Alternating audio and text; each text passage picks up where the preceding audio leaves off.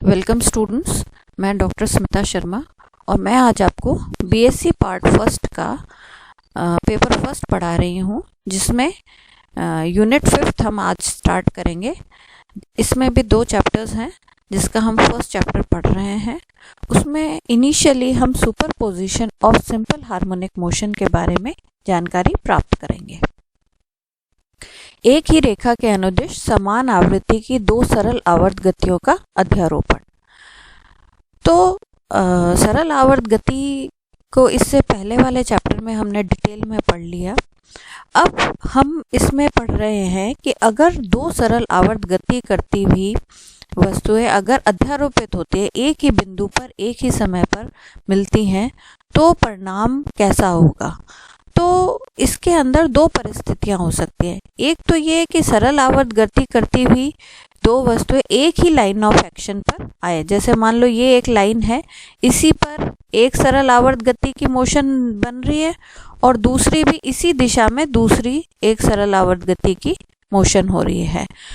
दूसरा ये हो सकता है कि एक लाइन के अक्रॉस ही एक सरल आवर्त गति इधर से आ रही है और दूसरी सामने से ऑपोजिट डायरेक्शन में आ रही है, विपरीत दिशा में चली आ रही है। तो ये दोनों जब अध्यारोपित होंगी तो क्या होगा। एक प्रभाव ये हो सकता है कि ये दोनों सेम लाइन ऑफ एक्शन पे नहीं हो, मतलब इस लाइन पे नहीं हो, एक इधर हो और एक इधर हो। ऐसी परिस्थिति में क्या हो सकता है, ठीक है, ये दोनों आपस में मिल रही नहीं है, तो ऐसे में ये इंडिविजुअली ही रहेंगी हम। और तीसरी चीज ये हो सकती है कि एक तो इधर आ रही हो और एक इस दिशा में आ रही हो, यानी दोनों एक दूसरे के लंबवत दिशा में आके अध्यारोपित हो, तो क्या होगा।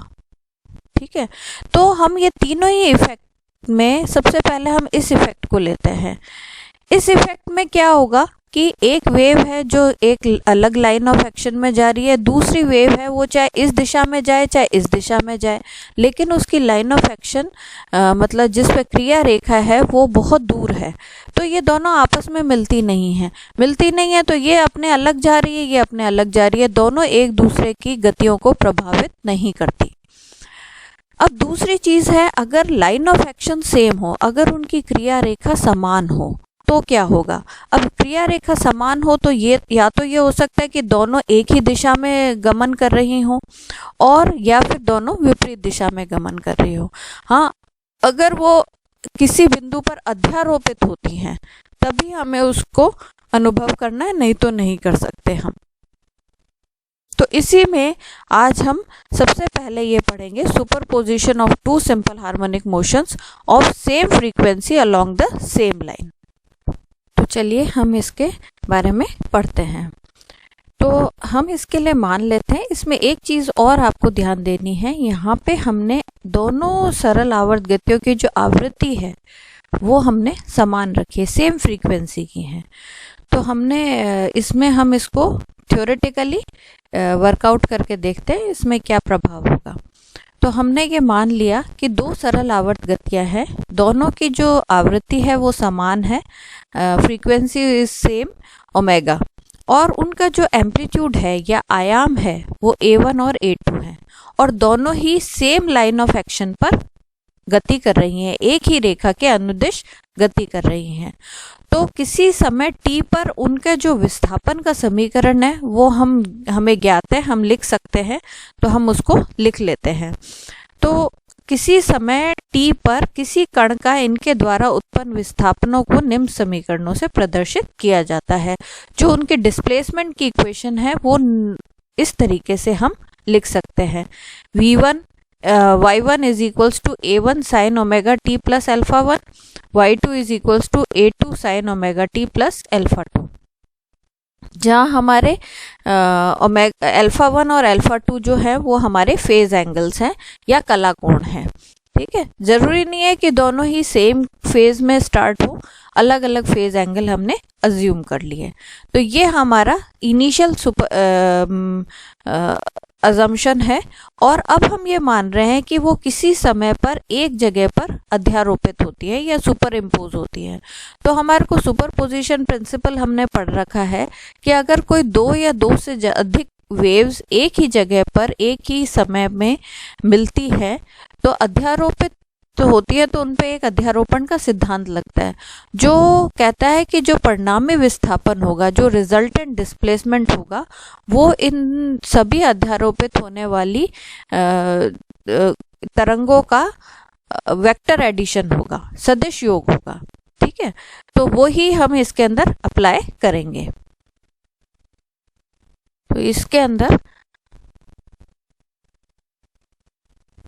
हम उसको अप्लाई कर लेते हैं अध्यारोपण के सिद्धांत को।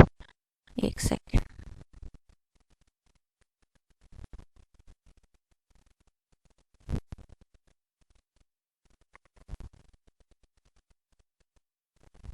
ये व्यू ढंग से हो जाए इसलिए मैं इसको सेंटर में कर लेती हूँ। तो हम यहाँ पर अध्यारोपण के सिद्धांत से कण का परिणामी विस्थापन लगाएंगे। तो हम जानते हैं y is equals to y1 plus y2 होता है। y1 का मान हमने रख दिया और y2 का मान भी हमने रख दिया। अब इनको थोड़ा सा सिंप्लीफाई करते हैं। हम साइन a प्लस b के सूत्र से इसको और इसको दोनों को ओपन कर लेंगे। तो हमें साइन a प्लस b का सूत्र पता है, sine a cos b plus cos a sine b। तो उसी को हमने लगाते हुए यहाँ लिख दिया sign omega T cos alpha 1 cos omega T sign alpha 1। ऐसे ही इसको भी हमने लिख दिया a2 into in bracket sign omega T cos alpha 2 cos omega T sign alpha 2।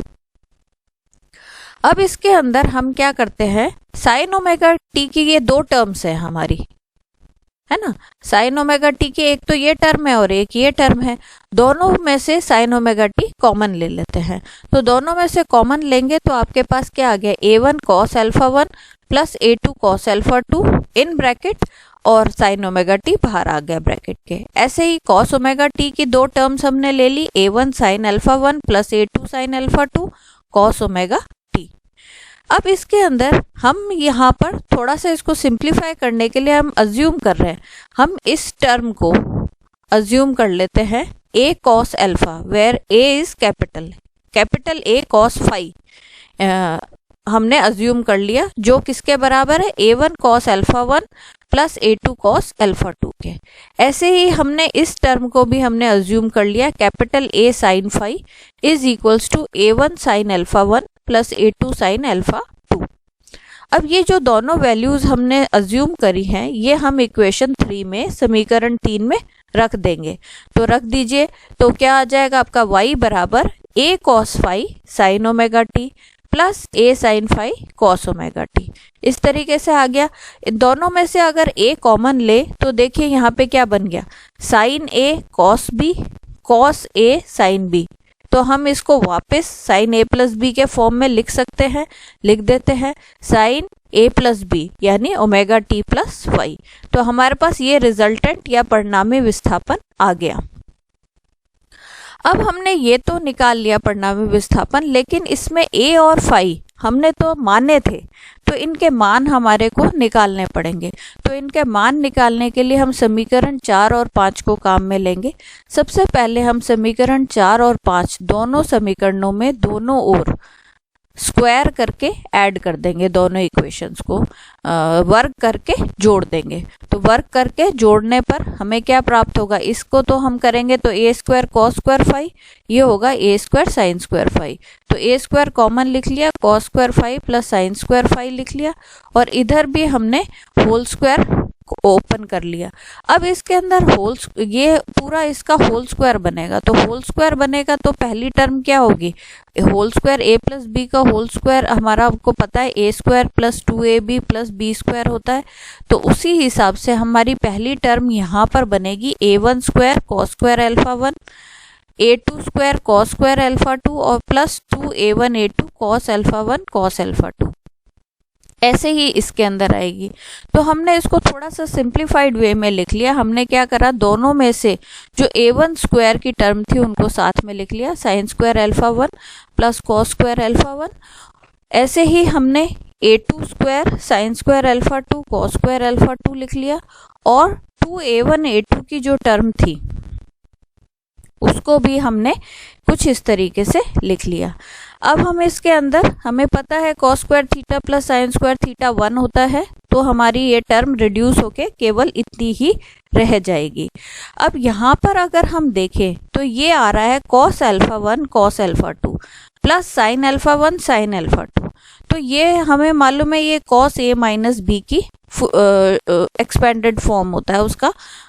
cos a minus B को अगर ओपन करें तो ये आता है, तो हम इसको एक साथ लिख देते हैं cos a माइनस बी यानी अल्फा 1 माइनस अल्फा 2। तो फाइनली आपके पास कैपिटल A का मान आ गया, क्या आ गया, in bracket a1 square plus a2 square plus 2a1 a2 cos alpha 1 minus alpha 2 under root. तो a का मान तो निकल गया। अब अगर हम फाई का मान निकालना चाहते हैं तो हम क्या करेंगे, समीकरण 5 में 4 का भाग लगा देंगे। तो भाग लगा दीजिए, तो हमारे पास tan फाई आएगा, क्योंकि कैपिटल A तो कैंसिल हो जाएगा, sin phi upon cos phi tan phi होगा, वो ये मान आ गया। इसकी सहायता से हम इसका tan इनवर्स लेके फाई का मान ज्ञात कर सकते हैं। तो यहाँ कैपिटल A क्या चीज़ है, कैपिटल A जो अध्यारोपण के बाद, सुपर इम्पोजिशन के बाद जो रिजल्टेंट वेव बनी है, जो कैपिटल A है वो उसका आयाम या एम्पलीट्यूड है, और फाई उसका कला कोण या फेज एंगल है, और स्मॉल y जो है वो उन दोनों का रिजल्टेंट डिस्प्लेसमेंट है, परिणामी विस्थापन है, और a और फाई के मान हम ज्ञात कर चुके हैं। अब इसमें एक चीज ध्यान देने की है, परिणामी विस्थापन को अगर हम देखें तो इसमें जो आवृत्ति है वो हमारी पहले के समान ही है ना। तो परिणामी दोलन का आवर्तकाल तथा आवृत्ति, अब क्योंकि आवृत्ति पर ही आवर्तकाल निर्भर करता है, इसलिए प्रारंभिक दोलनों के आवर्तकाल और आवृत्ति बराबर है, क्योंकि ओमेगा का मान नहीं बदला यहाँ पे। तो इस प्रकार से एक ही रेखा के अनुदिश समान आवृत्ति की दो सरल आवर्त गतियों के अध्यारोपण से प्राप्त परिणामी दोलन भी एक सरल आवर्ती दोलन होता है, जिसका परिणामी आयाम a और फाई होता है। यानी हम क्या कंक्लूड करते हैं, in this way we conclude when two simple harmonic motion are super or having same frequency superimpose, then the resultant oscillation is also simple harmonic with resulting amplitude capital A and phase angle phi। अब इसके अंदर इन्होंने एक विशेष परिस्थिति ले ली कि मान लो जो उनका फेज एंगल है, इनिशियल एंगल है या कला कोण है, वो बराबर है, अल्फा हो गया, अल्फा 1 अल्फा 2 नहीं लिखा हमने, अल्फा लिख लिया, ठीक है। ऐसी स्थिति में अगर हम अल्फा 1 बराबर अल्फा 2 करेंगे तो यहाँ पे क्या होगा, ये मान तो 0 हो जाएगा, है ना, 0 हो गया, कॉस 0 होता है 1, तो हमारे पास केवल a का मान क्या आ गया, a1 प्लस a2 ही रह जाएगा, नहीं हाँ ये a1 प्लस a2 ही रह जाएगा, जहां पर फाई का मान अल्फा हो गया। और ऐसे ही रिजल्टेंट डिस्प्ले जो परिणामी विस्थापन है, रिजल्टेंट डिस्प्लेसमेंट है, वो हो जाएगा a1 plus a2 sine omega T plus phi. यहाँ पर हम जब tan फाई के अंदर अल्फा रखेंगे ना, तो ये sine alpha plus a2 sine alpha, ऐसे ही a1 cos अल्फा, तो साइन अल्फा cos अल्फा दोनों कॉमन निकल जाएंगे, है ना, साइन अल्फा ही हो जाएगा यहाँ पे, और यहाँ पर cos अल्फा कॉमन निकल जाएगा, तो यहाँ tan अल्फा आ गया, है ना।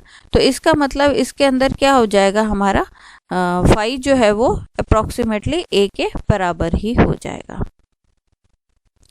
अब हम ये देखते हैं कि हम ये जो अध्यारोपण के सिद्धांत का ये जो हमने इफेक्ट देखा है, ये इफेक्ट एक्चुअल में एप्लीकेबल कहाँ होता है।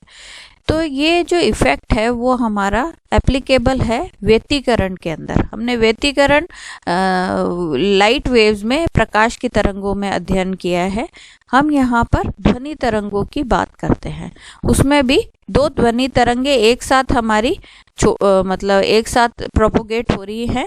तो अध्यारोपण के सिद्धांत से क्या होता है, अध्यारोपण के सिद्धांत के अनुसार अगर वो किसी एक ही जगह पर अध्यारोपित होती हैं या सुपर इम्पोज होती हैं, तो उसमें क्या हमने ऑब्जर्व किया है कि उसकी जो रिजल्टेंट तरंग होती है उसका आयाम किन्हीं स्थानों पे बहुत अधिक हो जाता है और किन्हीं स्थानों पे बिल्कुल कम हो जाता है। और ध्वनि तरंग की जो तीव्रता है इंटेंसिटी ऑफ साउंड वेव्स है उसका जो एम्पलीट्यूड है वो एम्पलीट्यूड के स्क्वायर के प्रोपोर्शनल होती है, वो आयाम के वर्ग के समानुपाती होती है। तो इसके अंदर हमने ये अनुभव किया है कि जो एनर्जी है वो तो कंजर्व्ड रहती है, इसमें जो वेव एनर्जी है वो कंजर्व्ड रहती है, लेकिन उसके अंदर रीडिस्ट्रीब्यूशन ऑफ एनर्जी होता है, यानी वो एनर्जी जो है हमारी कहीं किसी स्थानों पे अधिक और किसी स्थानों पे कम हो जाती है। अगर हम उसका रिजल्टेंट निकालें तो वो टोटल एनर्जी कंजर्व्ड रहती है, संरक्षित रहती है। तो व्यतिकरण की ये घटना जो है वो हमारी ऊर्जा का पुनर्वितरण कहलाती है, रीडिस्ट्रीब्यूशन की घटना कहलाती है, फिनोमेना ऑफ रीडिस्ट्रीब्यूशन। जैसे इन्होंने चित्र में दिखाया है, दो तरंगे हैं, दोनों के आयाम अलग अलग हैं और दोनों अध्यारोपित होके हमारी परिणामी तरंग बना रही हैं। तो इसके अंदर दोनों का जो एम्पलीट्यूड है वो हमारा ऐड हो गया और रिजल्टेंट एम्पलीट्यूड हमारा बढ़ गया। ऐसे ही अगर दो तरंगे हैं जो विपरीत कला में आ रही हैं, एक इधर से आ रही है और एक इधर से आ रही है, ऐसी स्थिति में दोनों के जो आयाम है दोनों विपरीत दिशा में है तो माइनस हो जाते हैं और रिजल्टेंट आयाम जो है वो हमारा छोटा हो जाता है। ठीक है, जो परिणामी तरंग है वो छोटी हो गई। तो इस तरीके की परिस्थितियां इंटरफेरेंस में होती हैं। अब इसके अंदर हमारी जो ये पहली स्टेट है जिसमें एक तरंग ये आ रही है और एक तरंग ये आ रही है और दोनों का आयाम जुड़ के एक परिणामी तरंग बन गई, ऐसी स्थिति को हम कहते हैं, ये व्यतिकरण में जो घटना है इसको हम कहते हैं संपोषी व्यतिकरण। This is called constructive interference. और अगर हमारी दो वेव्स विपरीत कला में आ रही है, विपरीत फेज में आ रही हैं, तो दोनों के आयाम आपस में माइनस होते हैं और रिजल्टेंट वेव जो है परिणामी तरंग है वो हमारे कम आयाम की होती है। ये परिस्थिति हमारी कहलाती है विनाशी व्यतिकरण, डिस्ट्रक्टिव इंटरफेरेंस। ठीक है, तो ऐसे इसके अंदर आयाम हमारे विपरीत होते हैं। अब इसका हम एनालिटिक या सैद्धांतिक ट्रीटमेंट भी कर सकते हैं, बिल्कुल उसी प्रकार से होगा जैसे हमने अभी एक superposition of same line of action की बात करी। वो एक्चुअल में हमने एक थ्योरेटिकल कंसेप्ट लिया था, अब हम इंटरफेरेंस की घटना जो है वो उसी कंसेप्ट से डिराइव हुई है, हम इसको शो करेंगे। तो इसके लिए हमने क्या मान लिया कि मान लो एक माध्यम है, एक मीडियम है, उसमें दो तरंगे एक दिशा में चल रही हैं और उनकी फ्रीक्वेंसी सेम है और उनके जो पहुंचने का जो कालांतर है वो फाई है। हमने ये मान लिया फाई 1 और फाई 2 में जो डिफरेंस है उसको हमने फाई अज्यूम कर लिया। ठीक है, तो फाई अज्यूम कर लिया तो हम क्या करेंगे, एक के अंदर 0 रख देंगे और दूसरे में फाई रख देंगे। तो हम क्या इनकी विस्थापन की समीकरण लिखे तो कैसे लिखेंगे, y1 बराबर a1 साइन ओमेगा टी, ये पहली हो गई, इसके एम्पलीट्यूड अलग अलग हैं। दूसरे के हो गई y2 बराबर a2 sine omega T plus phi. ठीक है, और यहाँ पे हमारी ओमेगा जो है वो कोणीय आवृत्ति है, एंगुलर फ्रीक्वेंसी है। वही हम अध्यारोपण का सिद्धांत यहाँ भी लागू कर देते हैं, y बराबर y1 प्लस y2, दोनों मान रख दिया। अब जैसे हमने पहले सॉल्व किया था वैसे ही करेंगे, यहाँ तो एक्सपेंशन की जरूरत नहीं है, लेकिन यहाँ पर हम उसको a प्लस बी के फॉर्म में ओपन कर देंगे। तो ओपन कर देते हैं, ये फॉर्म आपका आ गया। अब इसके अंदर जो टर्म्स में साइन ओमेगा टी आ रहा है उसमें से तो हम कॉमन ले लेते हैं और दूसरी टर्म को ऐसे ही रहने देते हैं। इस तरीके से आपके पास y का मान आ गया a1 plus a2 cos phi sine omega T plus a2 sine phi cos omega T. अब हम a1 plus a2 cos phi को a कॉस थीटा अज्यूम कर लेते हैं और a2 साइन फाई को a साइन थीटा अज्यूम कर लेते हैं, जैसे हमने पहले वाले ट्रीटमेंट में किया था। दोनों के मान हम ऊपर वाली समीकरण में रखकर सिंप्लीफाई करते हैं। तो देखिए y का मान आपका फाइनली वापस वैसे ही आ जाएगा, y is equals to capital A sine omega T plus theta. तो ये जो है ये समीकरण भी पहले पूर्व समीकरणों के समान ही है, इसलिए हम ये कह सकते हैं कि ये जो दो तरंगें अध्यारोपित होती हैं और व्यतिकरण उत्पन्न करती हैं, उनका जो आयाम है वो कैपिटल A से प्रदर्शित है। और अगर हम इस समीकरण को देखें तो वो भी एक सरल आवर्त गति समीकरण होती है। अब हम इसके अंदर A और थीटा के मान भी उसी प्रकार से निकाल सकते हैं। हम क्या करेंगे, जो हमने ऊपर समीकरण ने मानी थी 3 और 4, उनको हम स्क्वायर और ऐड कर देते हैं। तो आपके पास क्या आ जाएगा, A square cos square theta plus A square sine square theta is equals to A1 plus A2 cos phi का whole square plus A2 square sine square phi. इनको अब हम वैसे ही पूर्व के भांति सिंप्लीफाई करेंगे तो आपके पास A का मान फाइनली आ जाता है under root of A1 square plus A2 square plus 2A1 A2 cos phi. अगर हम इसके अंदर इंटेंसिटी की बात करें तो हम जानते हैं इंटेंसिटी जो होती है वो हमेशा KA स्क्वायर होती है। K is constant, K is some constant, I is equals to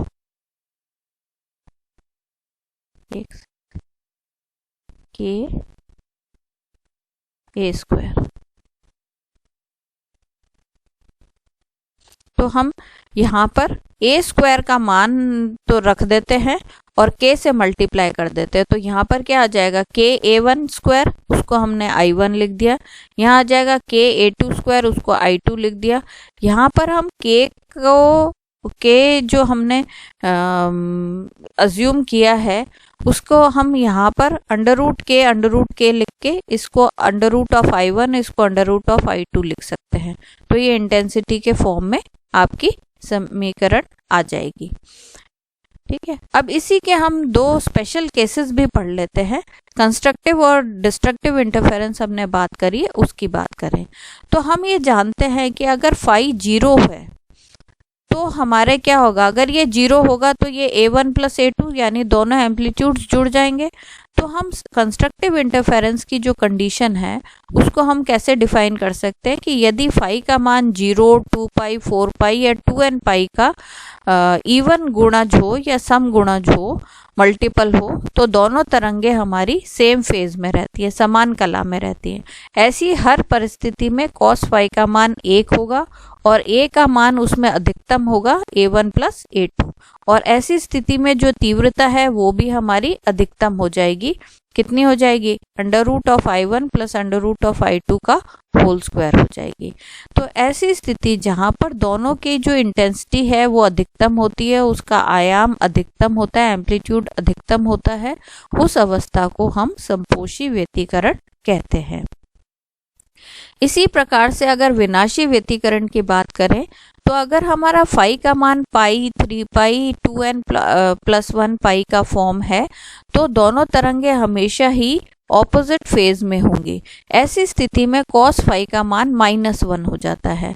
तो अगर कॉस फाई का मान -1 रखे उपरोक्त समीकरणों में तो A जो है वो न्यूनतम होगा A1 माइनस A2, और इसी क्रम में अगर इंटेंसिटी की बात करें तो वो भी हमारी हो जाएगी under root of I1 minus under root of I2 का होल स्क्वायर। और दोनों ही इस परिस्थितियों में हमारे क्या इस परिस्थिति में हमारी तीव्रता और आयाम, रिजल्टेंट इंटेंसिटी और एम्पलीट्यूड दोनों ही मिनिमम होते हैं, और इस केस को हम डिस्ट्रक्टिव इंटरफेरेंस कहते हैं। अब इसमें एक और स्पेशल केस की बात करें कि अगर दोनों जो वेव्स आ रही हैं वो उनका आयाम भी समान है, उनका they are having same amplitude, ऐसी स्थिति में हम A1 और A2 को A लिख देते हैं।